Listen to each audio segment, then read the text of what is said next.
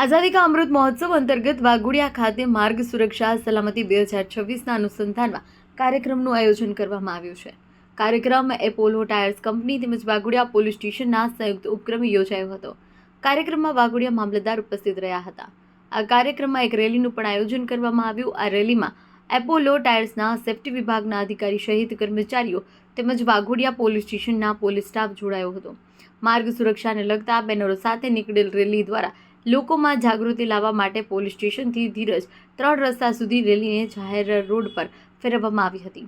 ધીરજ 3 રસ્તા પર વાહન ચાલકોને રોકી માર્ગ સુરક્ષાને લગતી સૂચનાઓ આપવામાં આવી હતી, જેવી કે બાઇક સવારોએ બાઇક ચલાવતી વખતે હેલ્મેટ પહેરવું તેમજ મોબાઈલ પર વાતચીત ન કરવી, 4 વ્હીલ ચલાવતા ચાલકોને જ્યારે પોતાનું વાહન ચલાવે તે સમયે સીટ બેલ્ટ અવશ્ય બાંધવા જેવી સમજણ આપવા જાગૃત કર્યા હતા।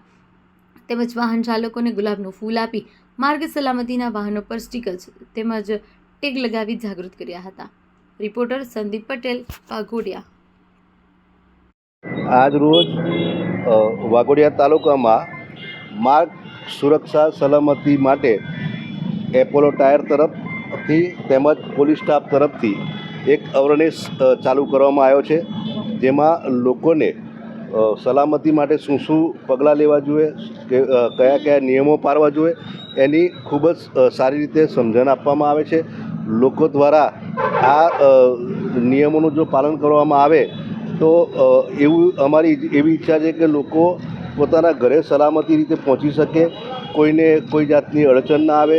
અને અમે તો ભગવાનને એવી પ્રાર્થના કરીએ છીએ કે દરેક જણ સુખ શાંતિમય રીતે તમામ લોકો પોતપોતાના ધંધામાંથી પોતપોતાના ઘરે જાય, પોતાના ફેમિલી સાથે સમય પસાર કરે।